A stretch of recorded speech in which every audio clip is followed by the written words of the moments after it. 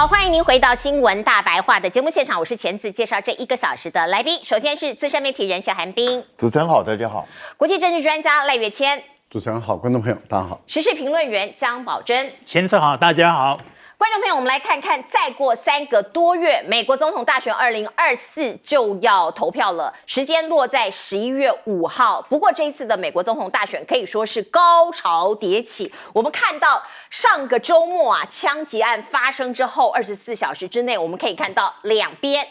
组候选人其实都发挥了一个算是比较好的一个克制的功力哦。那这一头的拜登说，我暂时撤下竞选广告，并且暂停所有的造势活动。那川普说，我也不怪特勤啊，大家都很认真，希望可以团结美国，团结大家。可是这样的团结只维持了短短24小时，分裂的美国又来了吗？我们看到此刻共和党正在这个召开全代会啊，一共有4天。可是在这个全代会上啊，也是有枪声，也是有人带刀。我们先来看看一名持刀的男子出现在会场附近，结果被远警开枪击毙，非常血腥。而另外我们看到另一头蒙面男持着 AK-47 步枪，很想要闯进会场。警方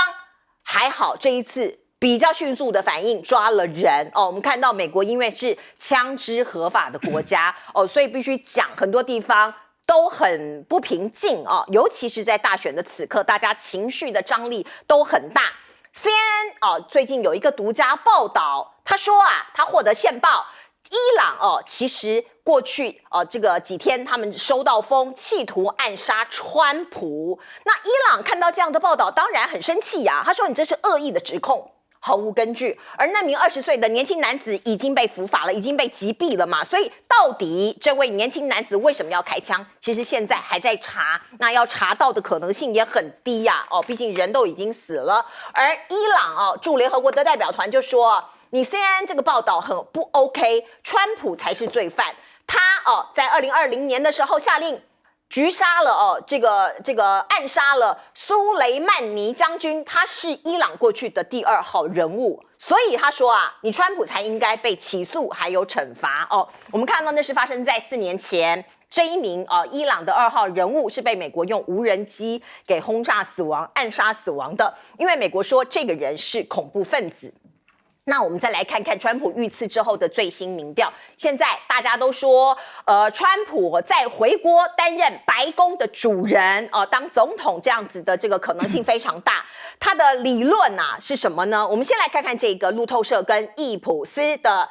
民调，他们联合办的一个民调，川普的支持率是43%，拜登是41%。如果你看这个全国的民调，看起来2个人只有2%的差距，好像胜负在未定之天。可是美国的选制啊，不是像这样子看的，美国的选制是选举人票制度哦。这个州谁拿下最多的州胜利就赢了哦。像是2016年，尽管希拉蕊在总票数得票数是超过川普，可是川普他的州数拿得多，选举人票拿得多，还是川普胜利。所以你看到 CNN 这个报道，感觉比较接近现实哦。他说川普现在可能最多拿下330张以上的选举人票哦。川普已经这个可能笃定胜选了。如果明天就要投票的话，根据 CNN 的这样子的一个分析哦，而这个我们看到，包括拜登现在是在后头苦苦的追赶。更加强拜登的火力的是范斯哦，他钦点的这位副总统的人选，2个人在礼拜6就要第一次联合造势了，前进关键的摇摆州。而另外我们看到范斯现在是美国的热门话题呀因为这个人乡下来的一个乡巴佬，从非常底层这样窜出来。BBC 就分析川普2大政治盘算，为什么用这个人是要拉拢白人的蓝领阶层，另外是政治意识形态，2个人其实是相似的。尽管在2020年之前看起来他其实是不认同川普的，可是后来他改变了他的想法，他加入川普的团队，如今现在有可能会担任副总统这个大国的副总统。我们再来看看呢，这个暗杀事件之后，美国的股市创下新高哦。那我们也可以看到，我们来解释一下为什么此刻的美国它的经济的矛盾处，就是美国的股市其实很好，我们台湾很多人去买美国股票也赚了不少钱，像是 NVIDIA 这样子的科技股。可是很奇怪的是，美国的民间或者是中下阶层的生活其实不是很好的哦。那到底为什么会这样呢？范斯曾经在2020年受访的时候讲过一句话，他说：“我要诚实的说，我真的不关心乌克兰发生什么事情，我关心我自己的社区，因为他的邻居，他出生的社区，很多人呐、在青壮年时刻就死掉了，因为吸毒，所以他认为社会精英统治阶级掠夺了这个国家哦，像是民主党的这些精英，希拉蕊呀、奥巴马，您看到的美国富强，您看到了美国非常的高大上，可是有很多地方，像是铁锈区的这些人们，其实甚至是白人哦，他就是白人家庭出来的，可是不是你想象中那样的美国。到底美国现在的脸孔是什么呢？拜登有没有机会呢？我们先来看看民主党啊。公开换掉拜登的声浪已经慢慢的没有了哦，是不是已经绝望了呢？改称私下劝说拜登退选，因为拜登现在的表现可以说其实越来越不 OK 哦。大家都说现在的民调可以用毁灭性一词来形容大选的预测结果，意思就是说拜登可能会惨败，而且败得很难看。我们再来看看呢，包括 CNN 其实还是给这个民主党人一些信心吧哦，说拜登虽然你要赢哦，这个可能性很小，可是还是有机会哦。那我们先来看看呢，包括美国的这个2位主要的这个政党候选人的副总统，现在都底定了嘛。拜登选的是他现在的搭档贺锦丽哦，所以我们看到贺锦丽就打电话祝贺范斯啊。而且来邀请他来做一个辩论，预计8月13号登场。这2位这个副手的这个辩论可能也是精彩可期。我们先来请教赖老师怎么看？美国的总统选举如果一直跟暴力混在一起啊，也就是说一直有发生暴力的事件，我觉得这个对美国民主政治的发展会很不利啊。我们看过美国过去的总统啊，在任的啊。死亡的有8个人，其中有4个人是被枪击而死亡。然后卸任的总统有好几位，包括罗斯福跟现在的这个川普都被枪击到。我们也看到了雷根也是现任的总统，也被枪击，没有死亡。那美国的民主政治发展如果一直跟暴力都混在一起，我觉得这个对美国的国家形象，还有对于很多国家对于这一套的民主政治，他们会越来越不信任。而且越来越觉得这套制度其实有很多的弊病需要再改进啊。那现在的情况是这样，虽然CNN 他们就指控的说伊朗会介入这一次美国总统选举的暴力事件，我觉得这个在火上添油，而且又把外国的势力拉进来，增加这个美国的国内的民众或者是政治的精英跟伊朗之间的仇恨值，我觉得这个也都不健康。你要有足够的证据，除非说今天这个美国的特勤局或者是美国的 CIA 有足够的提供给你证据说伊朗会介入，不然的话，我觉得如果无凭无据就直接这样指控，我觉得这个也有失于媒体应该有的立场。更何况只剩下3个多月，而川普才刚刚被打到，那这样的情形下再把伊朗拖下水，我个人觉得这个是不负责任的媒体啊。还有一些问题就在于，虽然民调说只有2%，您刚也提到了，也就是说，由于美国是选举人的票制度，选举人的制度里面，那当然2%我们会看到说是在政务的复查范围内，那就不能够代表说一定是谁赢谁输。换言之，也就是说2党之间的差距并不大。可是我们再来看看摇摆州。摇摆州其实目前 CNN 自己也分析说为什么民主党拜登还有胜选的可能性，就是因为差距也不大。2个差距都不大的话，那又计算出说以目前的情况川普可以拿到300多席，那这代表变数其实不少。可是我们更担心的，我觉得现在美国80%的民众，他们更担心的倒是在于，万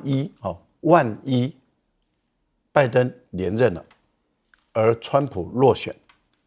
那个时候。假设我们讲说万一，我用2个万一我们有用这个蔡英文的3个不满就讲3次嘛我只讲2次。那如果万一这个拜登连任，川普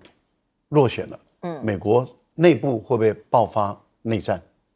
会不会爆发比这一次这个国会，就是上一次的国会的占领更激烈的这个动作？我觉得这个部分里面是美国的民众目前担忧的事，而我个人认为，美国民众的担忧并不是没有道理，事实上是很有道理的，因为川普能接受吗？川普的狂热支持者能接受吗？还有那一些底层民众能接受吗？最后一个就是您提到的股市涨成这样，为什么拜登的民调没有涨？我们要问的是，投入股市的占美国的民众有多少人？第二个，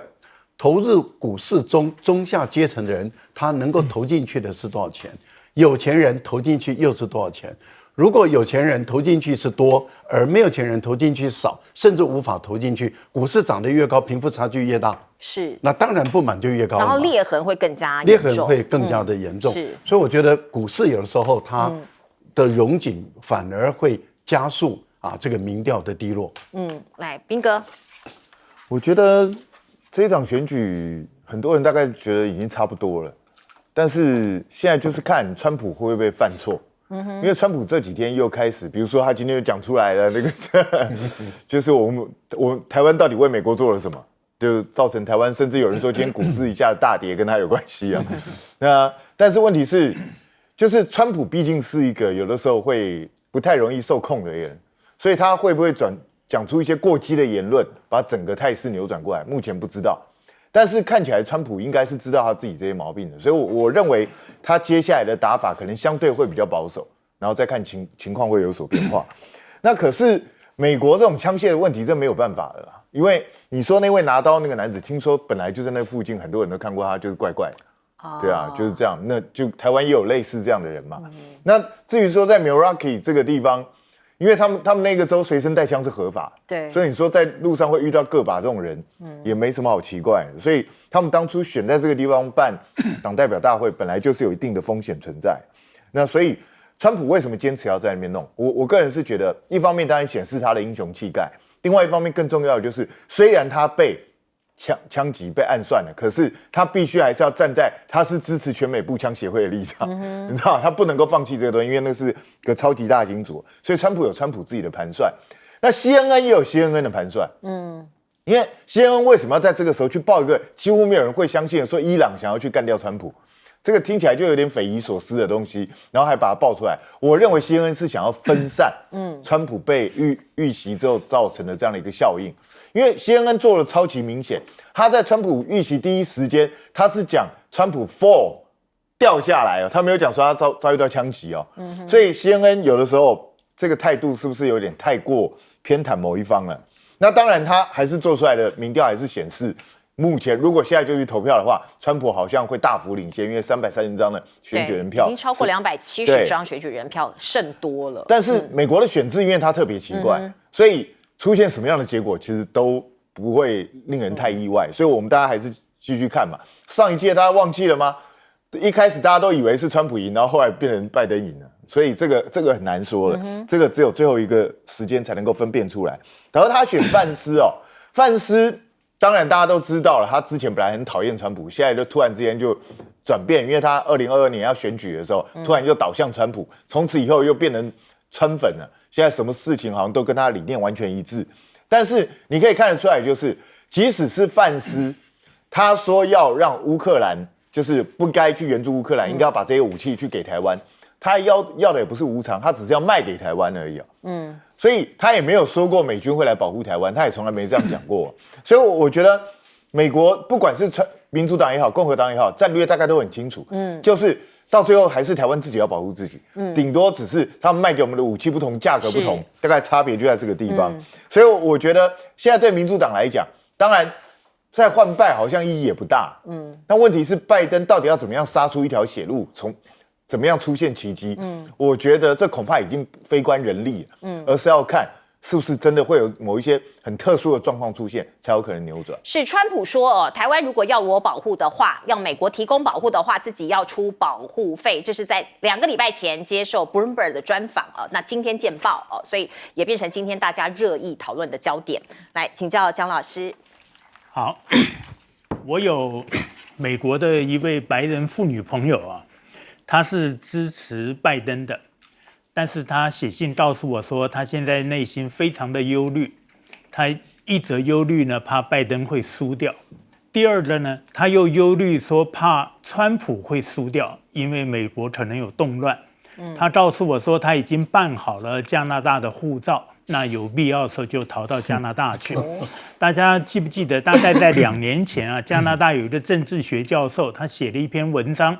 他提醒加拿大国民说，注意美国的动乱，因为万一美国发生动乱呢，很多人会跑来我们国家啊，那我们能不能承受啊？各方面的福利啦、设施啦、就业啊，都怎么样做啊？他说这个要准备好。他说：“大家不要认为这是不可能发生的事，那认为非常有可能发生。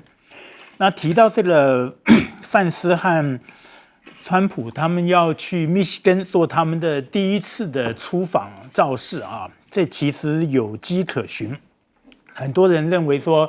现在好像川普胜选不一定啊，但是在我看呢，他胜选的可能性很大。比如说拿密西根州来讲啊。”不是川普赢，而是拜登败。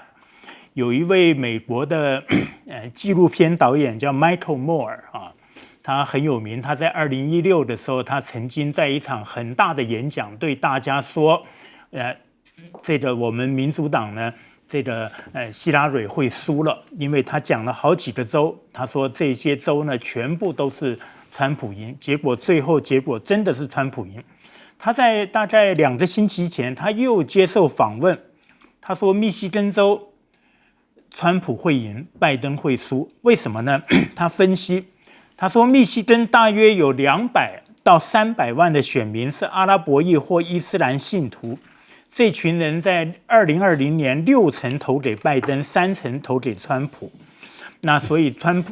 拜登呢拿到16张选举人票，可是今年5月密西根民调。这群人投给川普的仍然只有3成，但是支持拜登的从6成降到2成。为什么？他用这个名词叫 double hater， 就是说那些人很讨厌川普，但是呢也不喜欢拜登，就是因为他们在支持以色列在加萨走廊所做的事情。因此，他认为说密西根已经无望啊，所以这是一个非常悲观的预言。是。这个悲观的预言呢，我们看到美国的这个民众很多人其实现在是非常的矛盾，2个人可能都不希望这2个人当选，可是他们能选的就是这2个人啊。我们来看看现在世界有很多地方可能大家担心会发生变化，甚至是战争，包括冲突。我们先来看看菲律宾跟中国现在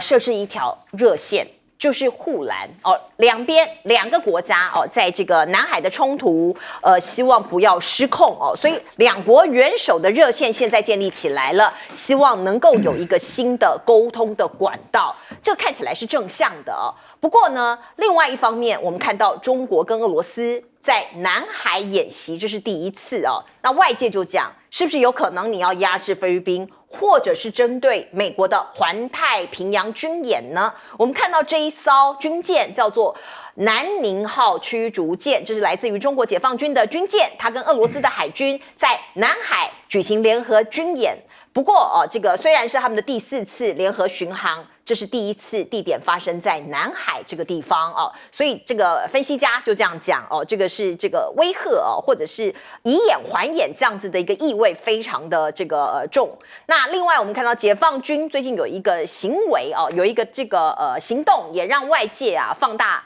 来看看说你是不是有可能要做一些动作了。这是海上医院叫做丝路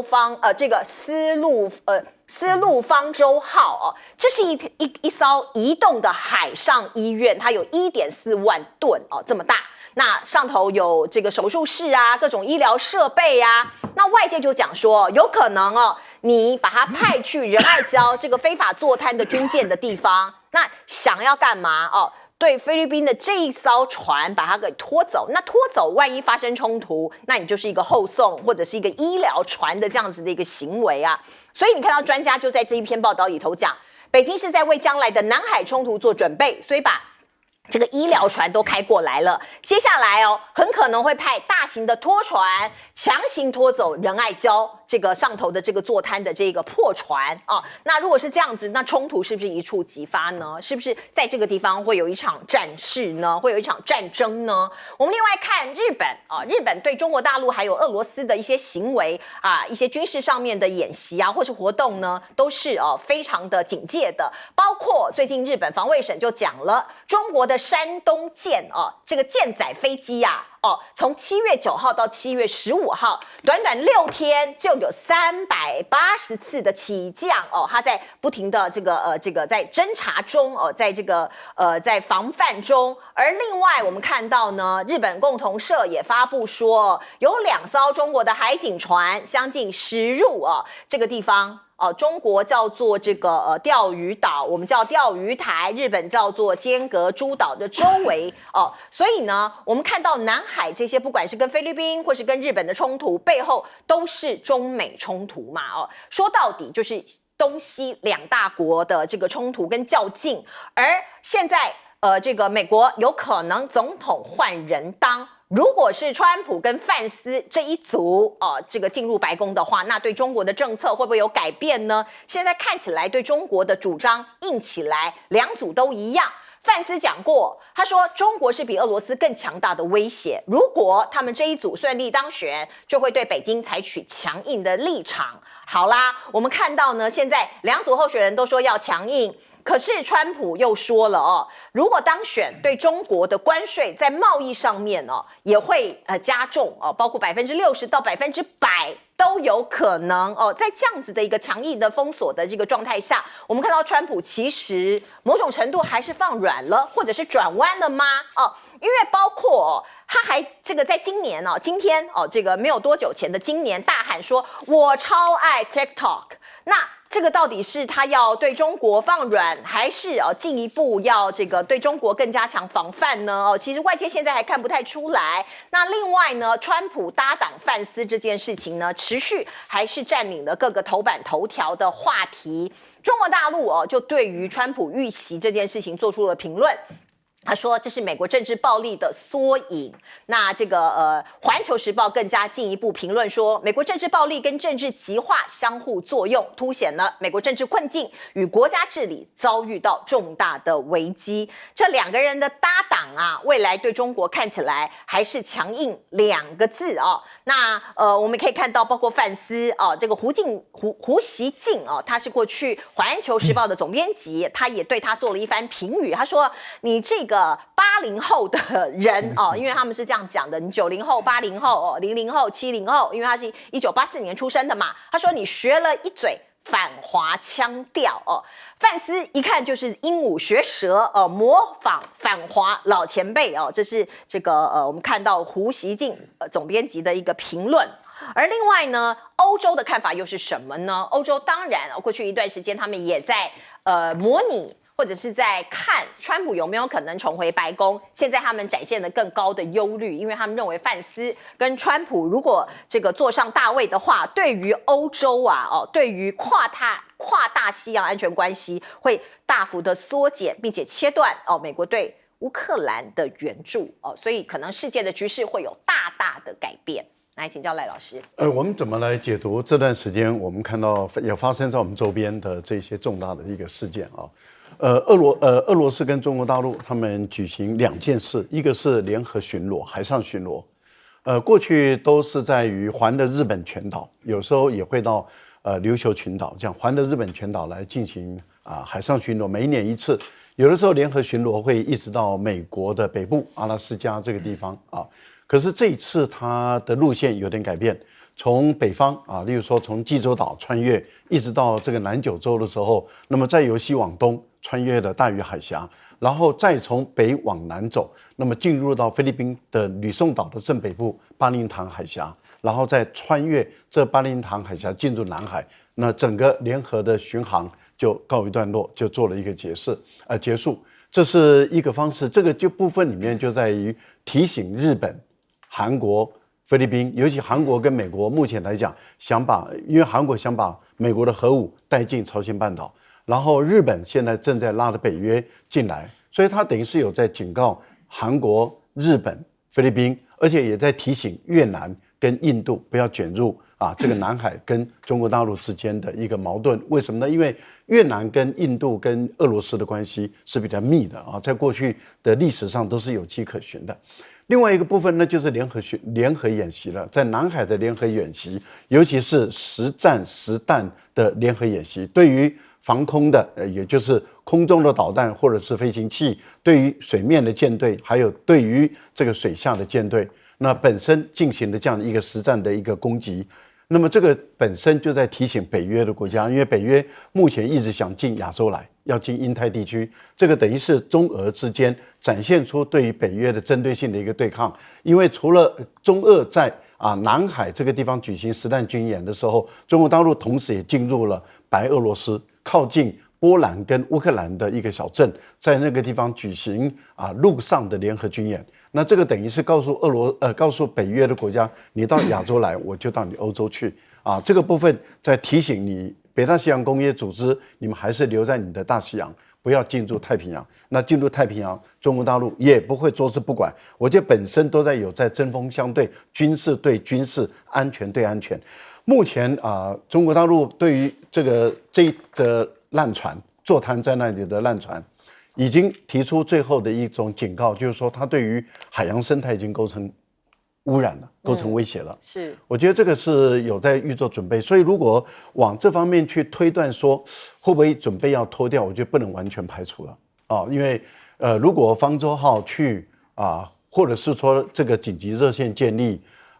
因为我们都知道，维持海洋生态的安全跟干净是海警的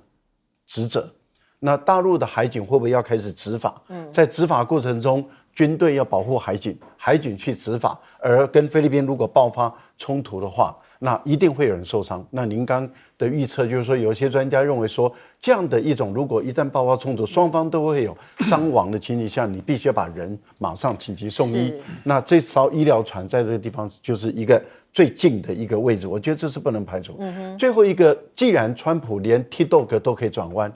他有什么不能转弯？对而且他都没有违和感。他常常转弯呐。之前是反对的厉害，而且说是影响国家安全，对，一定要把它关掉。结果现在说我爱死，我超爱 T-Dog， 然后现在又说我赢了以后 T-Dog 一定可以存在。什么都可以转弯的川普，你认为他跟中国大陆的关系贸易可以不转弯吗？很难说，我觉得很难说，很难说，一切都是 uncertain 。我觉得中美之间这个对抗态势，就是在整个第一岛链全面性的这样对抗，从日本海，然后一路东海、南海这样一路过来，所以现在俄罗斯也加进来，那我觉得整个局面一定是更加复杂。可是你说中俄在南海的演习是为了对抗菲律宾，我是完全不认为是这样，怎么可能是为了对抗菲律宾？菲律宾有什么东西可以对抗？没错，对啊，基本上就是当然是剑指美国嘛。那大陆现在其实它就是我不是单纯军力强而已，而且我是从法理上在告诉你我有权这样做。就比如说他自己国内开始修法了，海警3号令也颁布了。那现在呢，他去做生态的调查，然后告诉你的船危害生态了。那双方现在有这个热线呢，我觉得双方就可以开始积极沟通了。你那个船到底马德雷3号到底要不要撤走？如果你不撤走，我可能就要来。你宪兵礁那边在坐滩的这个船，你到底要不要撤走？如果不撤走，我是要不要我代劳？那我觉得他会不断的施加压力给菲律宾，但是也不会等太久，因为菲律宾如果迟没有善意的回应，我觉得以中国大陆的实力，他不是不能够，他随时都可以把那些船撤掉，只是他不想引发更大的冲突而已。那就看菲律宾自己到底要怎么去判断这个东西。那川普当然他向来是想到什么说什么，而且什么对他有利说什么。他以前为什么讨厌 TikTok？ 因为要抗中嘛。那现在为什么喜欢 TikTok？因为他登录了 TikTok 账号之后，发觉他非常受欢迎啊，然后一大堆人都在转传他的影音啊，那对他有利，他当然就喜欢啊，就是川普就是这样的人嘛。但是我要提醒大家的是，其实更危险的是什么？你知道吗？因为川普这次假设真的让他选上，他没有连任的问题了，对，他只能做4年，对，他不需要连任。那你想想看，一个狂人不需要连任，他会干什么事情？真的是难以想象。对，第一个就是他选举时的所有承诺，他其实不遵守，你也拿他没辙。对啊，他高兴怎么样就怎么样。然后他的这个副手这个范斯也是个暴冲型的，也是一样，就是什么东西就是用非常明确的方式去讲这些东西。所以在这种状况下，这两个人一搭档之后，会造成什么样的一个结果？说真的，我觉得对全世界，不管对中国大陆来讲，对台湾来讲，我觉得对整个全世界都很难预料这两个狂人到底会做出什么样一个东西来。那导致现在当然啊，世界各国都在观望，可是很多人有没有去想到泽伦斯基的处境？他应该很忐忑吧？对啊，他现在到底应该怎么办？对，我真的不知道。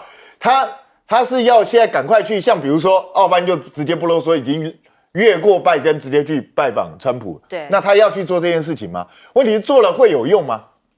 所以这就是非常麻烦的一个地方。因为恐怕现在乌克兰必须要证明他对美国还是有价值的，才能够让川普愿意继续支持他。不然的话，恐怕乌克兰真的就危险。真的，来姜老师，好，川普当选会对中国大陆怎么处理啊？我认为他和现在的拜登政府会有一个基本的不同。现在的拜登政府是承继奥巴马以来的一种观念，我们可以简称为就叫做新保守主义啊。这个新保守主义就是有一种美国至上，美国都是正确的，美国是对的，那其他的很多国家不同于我的就是坏人，就是魔鬼啊，要去改变他们。所以在世界上，你看看在过去4年，拜登政府的任内发生了很多战争、很多冲突，死伤不少。那川普最自豪的就是说，他的4年内没有发生一场美国介入的战争，所以这是一个基本的不同。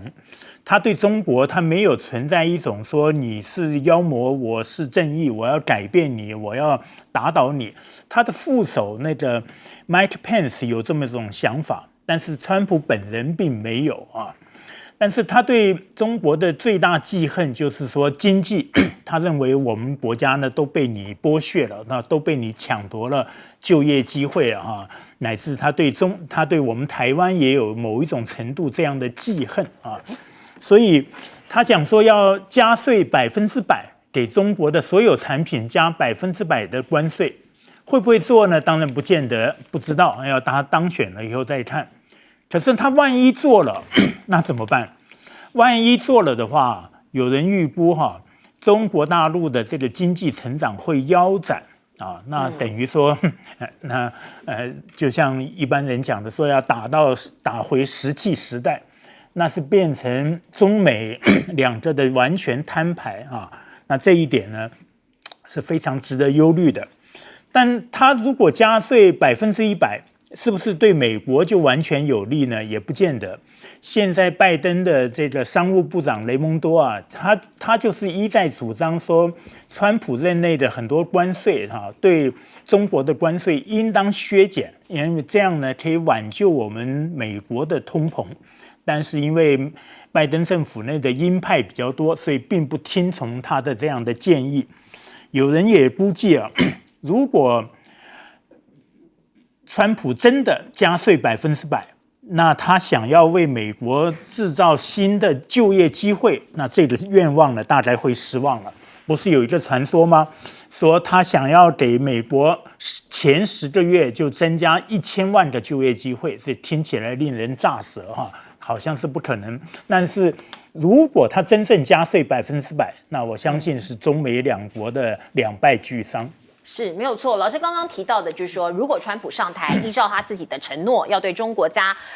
征100%的关税，那中国会受到很大的重伤，它的 GDP 可能会拦腰折损至少2.5个百分点。可是这个时间点，我们知道北京正在举行3中全会，这是共产党的3中全会。那4天之后呢，这个会议结束，可能他会发布中国大陆未来要走的方向，尤其是在经济上的。所以你看到美国的企业啊。他就团进团出找来了高盛、星巴克、汉威、联合健康集团、Nike 还有高通这一些大企业那去这个打算下个礼拜启程到中国大陆，跟中国大陆的外长王毅还有商务部部长王涛会面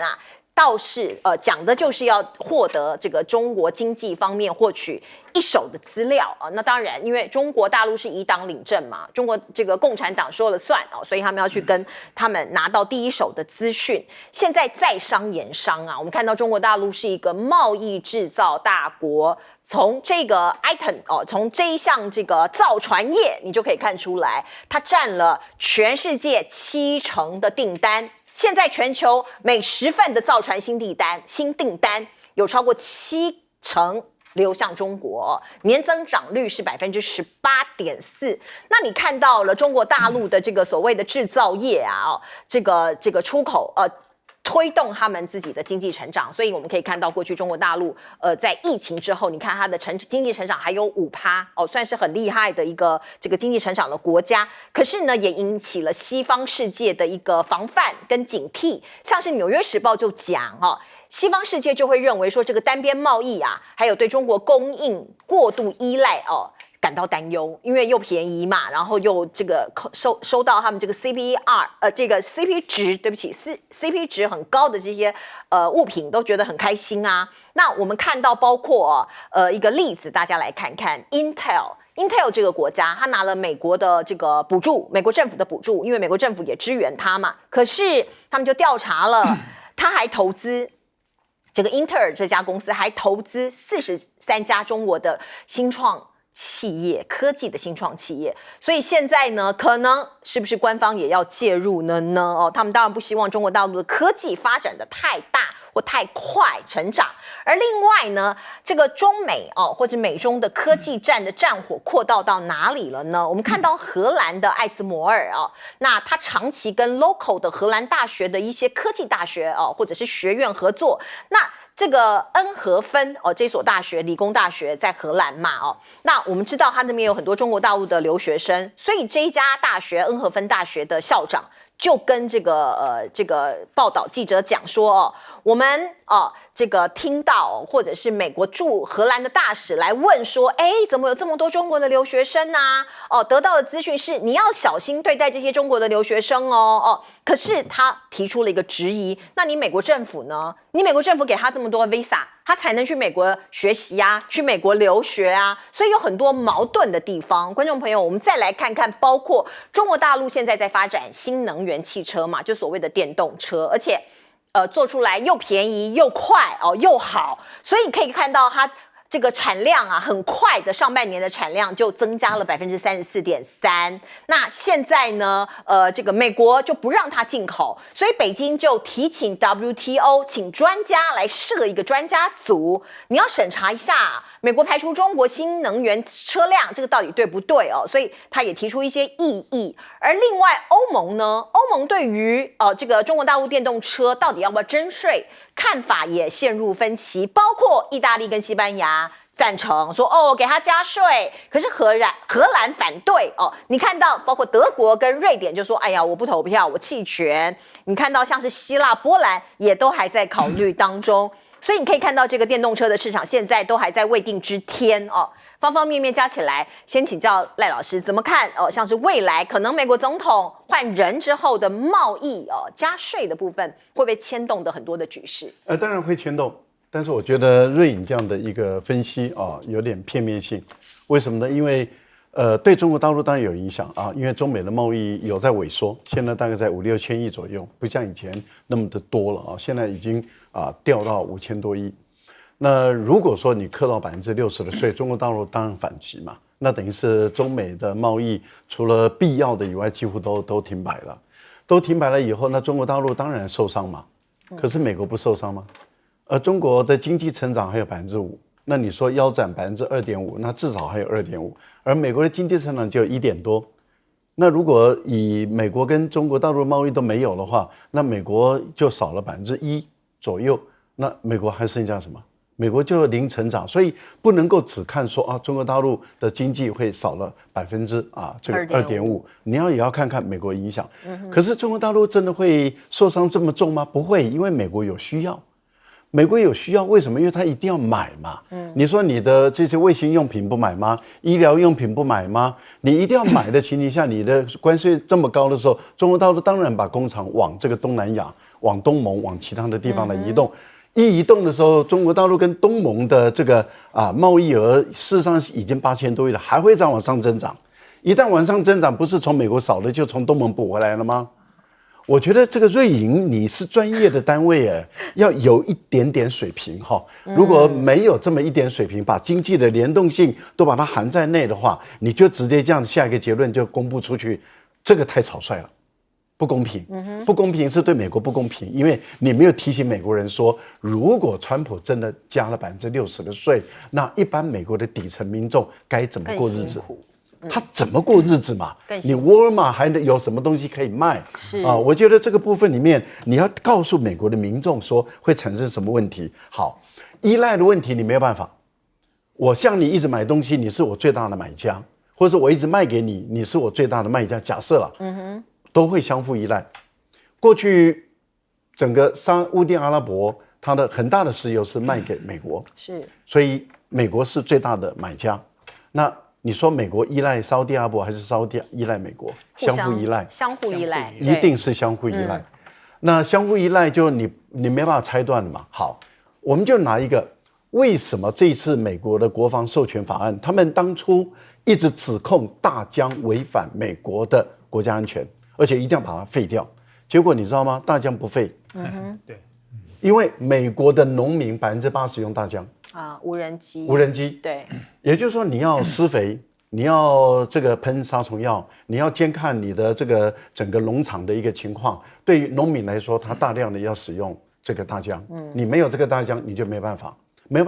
你的农作物就有问题。所以为了现实需要，你还是继续依赖下去，这个没有办法的事情。所以我觉得，本来在整个国际上，大家就是我依赖你，你依赖我，我觉得这是一个最好的一个日子。不过，我觉得目前美国在做一件让我们觉得啼笑皆非的事情，因为美国要打压其他的国家。我们讲过，全世界有4大这个半导体的设备商，一家在荷兰就是艾斯摩尔，一家在日本，是2家在美国。您知道美国卯足全力去压荷兰跟日本的时候，美国的那2家生产半导体的设备商卖给中国大陆，你猜这2年增加多少？100%，增加1倍。我自己赚，别人不能赚。对，他们过去中国市场占它的份额20%到22%，现在40%到45%，增加了整1倍。而荷兰跟日本受伤惨重，美国壮大。然后呢，现在英特尔更离谱的地方是，跟美国申请这个半导体的补助款几十亿。然后再把它丢到它的基金里面，再由基金去中国大陆投资半导体厂，你看厉害吧？美国人民的纳税钱，你们真是厉害啊！是，来，我们进一下广告。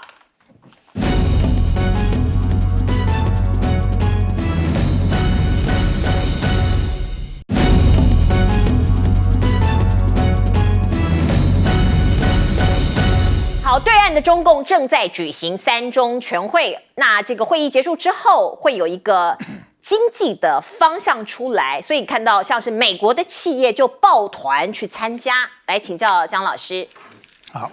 这个3中全会啊，它的全名应当是这么说，就是中央委员会的全体会议啊，大概有上千人。这个3中全会好像不是所谓的第几次大会好像感觉没那么重要，其实也不然。大家还记不记得，在1977年的时候7月，中共举行的第10届3中全会今年是第20届。那一次呢，就是决定让邓小平恢复党内外的所有职位也就是说，他把华国锋的那个樊氏派打倒。那他完全的付出，所以这个3中全会也可能很重要。今年这个3中全会到底要做什么？可能它的政治性不如这个经济性那么强为什么呢？因为我看了一下新华社的特稿就是为了3中全会所发的特稿，上面几乎都在讲习近平。那可是怎么称呼他？给了一个新的头衔，那是蛮有趣的。叫卓越的改革家而且呢，把习邓并列，说习近平的改革情节一以贯之，就说他就是承继邓小平在1978年的改革开放所这一条路线。大陆中共官方有一本书啊，很有趣，叫做《习近平在正定》啊。大家可能知道，习近平他在文革之后下放之后，回到北京去清华大学念完书，他先到中央军委去做事，做内部的幕僚。他做了一阵以后，他感觉没有兴趣啊，他就要求他要出去做实际的工作。他第一个工作呢，就是在河北省的正定县啊。那个正定县也不算小，有50-60万人。正定县做党委副书记，然后1-2年之后就接了，变成党委书记。他到那边就发现啊，说这个县是富产穷县，什么意思呢？因为那个时候他们还是有文革的余音哈。就遵循毛泽东的讲法，说要以粮为纲，所以全部都生产粮食，那其他都不准生产。他说只要换成玉米啊，这个农民生活马上就会翻1倍，所以他就去争取把这些事情呢都改变。同时，他也争取说，央视来我这里盖一个大观园，盖一个荣国府，做永久基地啊，让我们呢能够这边能够发展旅游。所以他完全都是走经济路线啊，这一回的3中全会呢，应该也是延续这样的想法。是把习近平比您做邓小平，可能这是一个 sign， 可能会往这个方向走。来，我们进一下广告。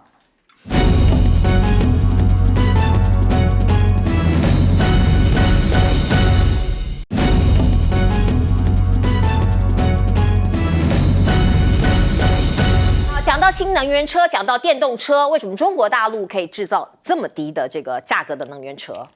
其实现在西方指控说，因为你国家补贴，因为你刻意去压低这种稀土价格，我是觉得这是见树不见林啦。因为其实你把整个产业宏观来看，中国大陆几乎在每一个环节都比你西方的电动车产业便宜啊。它不管人工也好，整个生产线也好，然后原料也好，在各个方面它都比你便宜啊。而且像比亚迪来说，它是从头到尾自己一条龙的全部的这样东西，所以它在很多地方本来就比你甚至特斯拉这些其他国家电动车都占有优势啊。所以我觉得西方要去跟人家竞争，你应该要先去了解对方的优势在哪里，你自己的缺点在什么地方，然后迎头赶上，而不是老是就是只是想靠着指控把对方压制住，你就可以赢。我觉得这种方式是只能暂时可能获得一点效果，可是未来你是没有办法这样做的。中国大陆现在电动车的车型啊，各种方向的发展是不断的在进步，而且我们过去也讲过，因为中国大陆它内卷的非常厉害，所以它内部的几百个电动车的品牌，大家在互相厮杀竞争。它预计在几年之内就准备只剩下10个。那你想想看，这10个身经百战的品牌会有多强大的竞争力？对，所以我觉得你们都不去思考这些，而单只想靠着保护主义就把别人那个屏蔽在外，我觉得这个是很荒唐的。实际上，中国大陆最近也引起话题的是什么？就是它的 AI 公车跟 AI 计程车其实已经上路了。所以已经造成很多人的恐慌，就是很多因为大陆司机本来是一个高收入行业，那现在他们很多人会担心说，可能有8000万人因为这样要失业了。对啊，那所以他们怎么办呢？那大陆政府当然会去安排这些东西。可是我觉得大家这些西方的车商，你真正要警醒到的就是，西方在研究 AI 的时候，其实最担心的就是什么？你收集不到大量的数据。可是他们这个产业在政府的支持下，在路上已经开跑的时候，它很短的时间之内就可以收集大量的数据，然后去辅佐它，让它去改进它的系统。这未来在这个领域恐怕就不是单纯的领先这么简单的，那是很多的超越。那西方很多国家，你限于法令啊，什么人身安全保障啊，你可能就没有办法像它这样跳跃式的成长。像特斯拉10几年前就在做这个，可是一直还停留在实验当中。为什么？因为你没有办法有政府这样强力的支持。